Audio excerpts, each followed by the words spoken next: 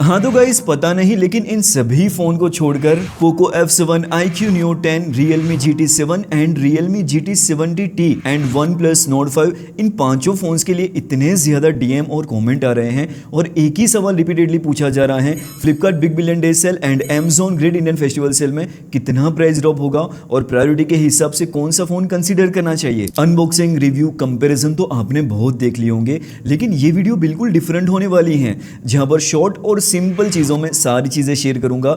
अगर मेरा समझाने का तरीका आपको सही लग रहा है तो आप चैनल को बेल आइकन के साथ सब्सक्राइब भी कर सकते हैं। और हाँ, कोई भी सवाल है किस प्राइस रेंज में कौन सा फ़ोन लेना चाहिए तो बेफिक्र होकर इंस्टा पर फॉलो करके DM कर दीजिए, आपको रिप्लाई मिल जाएगा, आजमा के आप देख सकते हैं। इसी के साथ दोस्तों एक चीज़ ध्यान रखिए, अगर आपको वाकई में ज़रूरत है एक नए फ़ोन की तभी आप नया फ़ोन लीजिए, फालतू में सेल के चक्कर में आकर अपने मेहनत की कीमती पैसे बर्बाद ना करें। शुरुआत करते हैं Realme GT7 and Realme GT70 के साथ। सबसे पहले प्राइस जान लो तो अराउंड 32,000 रुपीज के प्राइस पॉइंट पर आपको Realme GT7 देखने को मिलेगा एंड GT70T अराउंड 26,000 रुपीज के प्राइस रेंज में आप इस फोन को एक्सपेक्ट कर सकते हैं। अब ये दोनों ही फोन किस यूजर के लिए हैं, ये चीज हमारे लिए सबसे ज्यादा इंपॉर्टेंट है। दोनों ही फोन दिखने में अच्छे हैं, लुक वाइज मुझे कोई भी दिक्कत देखने को नहीं मिली।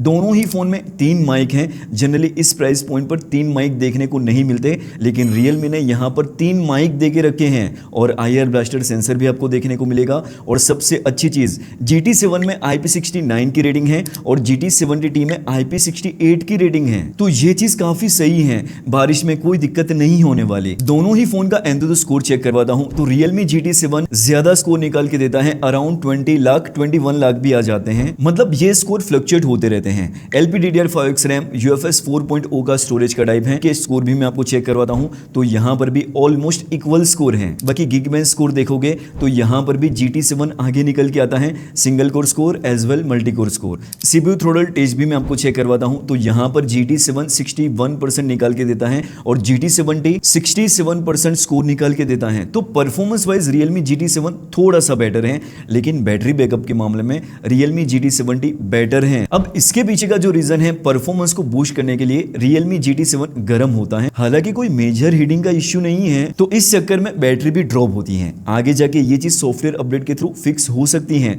इन शॉर्ट दोस्तों कहने का मतलब प्रैक्टिकल यूसेज में GT70 परफॉर्मेंस भी अच्छी निकाल के देगा और बैटरी बैकअप भी ये अच्छा निकाल के देता है। इवन Realme GT70 में स्मूथ पर 90 FPS की गेमिंग आप कर सकते हो, मैं BGMI की बात कर रहा हूँ, कोई दिक्कत नहीं होगी, काफी स्मूथ परफॉर्मेंस है। जबकि Realme GT7 में BGMI स्मूथ पर 120 FPS का सपोर्ट है, लेकिन 100 से 110 FPS पर ही ये चलता है। बाकी दोनों ही फोन में बाईपास चार्जिंग का सपोर्ट भी है। कनेक्टिविटी को लेकर भी कोई भी दिक्कत नहीं है, सारे इंपॉर्टेंट 5G बैंड का सपोर्ट है। यहाँ पर कनेक्टिविटी के जो भी ऑप्शन है मैं यहाँ पर मेंशन कर रहा हूँ तो आप देख सकते हैं। इवन दोस्तों दोनों ही फोन की डिस्प्ले भी एकदम सेम है, बेजल भी आप चेक कर सकते हैं। मल्टीमीडिया एक्सपीरियंस काफी अच्छा है, साउंड क्वालिटी भी अच्छी है, वीडियो देखने में आपको कोई भी दिक्कत नहीं होने वाली। मैं दोनों ही फोन की बात कर रहा हूँ। इवन दोस्तों कैमरा भी दोनों ही फोन का सेम है, बट Realme GT7 में एक एक्स्ट्रा सेंसर है 50 मेगापिक्सल का telephoto lens. Even selfie camera भी दोनों ही फोन का सेम है 32 मेगापिक्सल का। अब Realme के कैमरा अच्छे से काम करते हैं, थोड़े बूस्टेड कलर ये शो करते हैं। बस एक चीज ध्यान रखना, पोर्ट्रेट शॉट कैप्चर करना मेन प्रायोरिटी है, तो Realme GT7 के साथ आपको जाना होगा। बाकी दोनों ही फोन के फ्रंट और रियर कैमरा से आप 4K 60 FPS पर वीडियो को शूट कर सकते हैं, तो ये चीज काम की है। बाकी दोनों ही फोन में 7000 mAh की बड़ी बैटरी मिलती है। मिक्स टू हैवी यूसेज में एक दिन का बैटरी बैकअप आप इजीली एक्सपेक्ट कर सकते हैं और 120 वोल्ट का चार्जर भी इन्होंने बॉक्स के अंदर देके रखा है। 40 मिनट के अंदर दोनों ही फोन फुल चार्ज हो जाते हैं। तो ओवरऑल फाइनल वर्डिक्ट की बात करूं तो अगर आपका बजट अराउंड 26,000 है और Realme ब्रांड का एक ऑलराउंडर फोन लेना है तो आप Realme GT70 को कंसीडर कर सकते हैं। बाकी जैसे मैंने आपको बताया थोड़ी परफॉर्मेंस आपको बेटर चाहिए और पोर्ट्रेट शॉट ज्यादा इंपॉर्टेंट है, तो इस कंडीशन में आप Realme GT7 के साथ जा सकते हैं। Amazon great Indian festival sale में अराउंड 27,000 रुपीज के प्राइस रेंज में ये फोन देखने को मिलेगा। अब ये फोन बेसिकली दोस्तों किस यूजर को टारगेट करता है, ये चीज सबसे ज्यादा इंपॉर्टेंट है। तो सबसे पहले सॉफ्टवेयर एक्सपीरियंस आपके लिए काफी ज्यादा इंपॉर्टेंट है, जहां पर Android 19 तक सॉफ्टवेयर अपडेट देखने को मिलेंगे।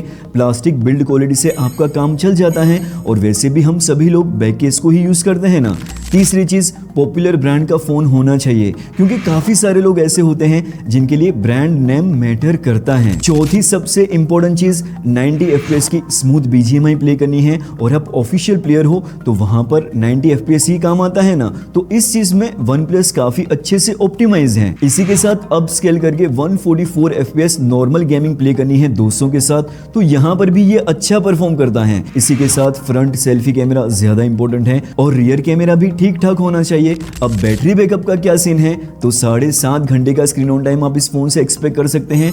तीनों ही फोन में सबसे कम बैटरी होने के बाद भी OnePlus बैटरी बैकअप के मामले में ऑप्टिमाइज है। तो ये 6 चीजें आपकी प्रायोरिटी है, तो बिंदास आप OnePlus Nord 5 के साथ जा सकते हैं। अब iQOO Neo 10 का क्या सीन है, तो सबसे पहले Amazon great Indian festival sale की प्राइस जान लो। अराउंड 30,000 रुपीज के प्राइस रेंज में ये फोन देखने को मिलेगा। लेकिन सबसे बड़ा सवाल, ये फोन किस यूजर के लिए है, तो डोंट वरी, जो चीजें मैंने आपको OnePlus Nord 5 के लिए बताई हैं उसमें से कुछ चीजें यहाँ पर भी इंप्लीमेंट होती हैं। सबसे पहली चीज, प्लास्टिक बिल्ड क्वालिटी से आपका काम चल जाता है।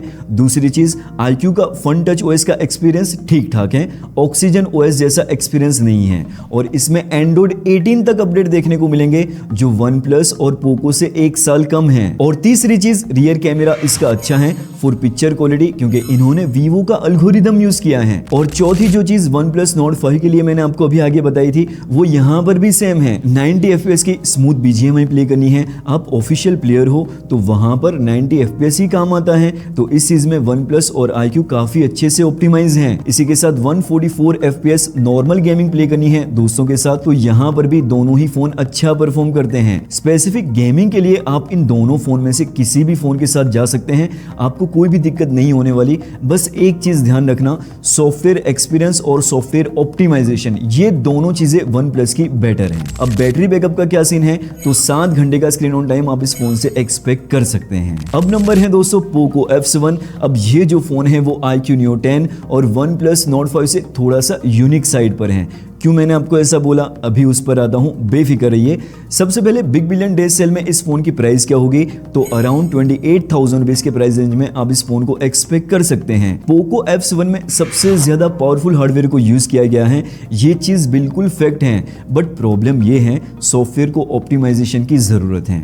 लाइक BGMI में स्मूथ एक्सट्रीम क्लासिक में 90 FPS पर काफी ज्यादा फ्लक्चुएशन है, ये ग्राफ आप देख सकते हैं, कंसिस्टेंसी नहीं है। ठीक उसी तरह बैटरी बैकअप में भी कंसिस्टेंसी नहीं है। एक्सट्रीम यूसेज में अराउंड 7 घंटे का स्क्रीन ऑन टाइम निकाल के देता है, और कभी कभी ये नॉर्मल यूसेज में 10 घंटे का स्क्रीन ऑन टाइम भी निकाल के देता है, यानी कि कंसिस्टेंसी नहीं है बैटरी बैकअप के अंदर। तो ये जो प्रॉब्लम है वो ब्रांड आगे जाके सॉफ्टवेयर अपडेट के साथ डेफिनेटली फिक्स कर सकता है, क्योंकि इसका हार्डवेयर ही इतना पावरफुल है। बट दोस्तों कब ये लोग फिक्स करेंगे उसके बारे में मुझे कोई आइडिया नहीं है, इसलिए दोस्तों मैंने आपको पहले भी कहा था, गेमिंग और बस गेमिंग ही करनी है, आप प्रो गेमर हो तो iQOO Neo 10 को उठा लीजिए, क्योंकि ये फोन स्पेसिफिक गेमिंग के लिए ऑप्टिमाइज है एंड डेडिकेटेड चिप भी इन्होंने इंस्टॉल करके रखी है, और इसका कैमरा भी थोड़ा बेटर है कंपेयर टू Poco। और अगर आप ज्यादा गेमिंग नहीं करते, कभी कभी फुर्सत के टाइम पर गेमिंग कर ली, तो Poco F7 भी कुछ कम नहीं है। सबसे पहले बिल्ड क्वालिटी पर नजर कीजिए, काफी सॉलिड और प्रीमियम बिल्ड क्वालिटी है। सेंटर में मेटल की फ्रेम है, बैक साइड पर ग्लास इन्होंने यूज किया है। इतना ही नहीं, इसको मैंने बारिश में ले जाकर भी चेक किया था, तो ये अच्छे से काम भी कर रहा था। रिजल्ट आपके सामने है, आप देख सकते हैं। बेसिकली ये फोन करंटली किस यूजर को टारगेट करता है, तो जिनको प्रीमियम लेवल की बिल्ड क्वालिटी चाहिए, कंटेंट देखना ज्यादा पसंद करते हो, हैवी परफॉर्मेंस आपकी नीड है, आप ज्यादा गेमिंग नहीं करते, बैटरी बैकअप अच्छा होना चाहिए और कैमरा क्वालिटी एवरेज हो तो भी आपका काम चल सकता है, तो इस कंडीशन में आप Poco F7 के साथ जा सकते हैं। बाकी दोस्तों ये वीडियो आपको थोड़ी सी भी हेल्पफुल लगी है तो वीडियो को लाइक करके जाना, और आप अपने दोस्तों के साथ भी इस वीडियो को शेयर कर सकते हैं। और मेरा समझाने का अंदाज आपको सही लग रहा है तो चैनल को बेल आइकन के साथ सब्सक्राइब भी आप कर सकते हैं। मैं आपका इंतजार करता हूं नेक्स्ट वीडियो में। ख्याल रखिए अपना और अपने चाहने वालों का। Take care and be safe.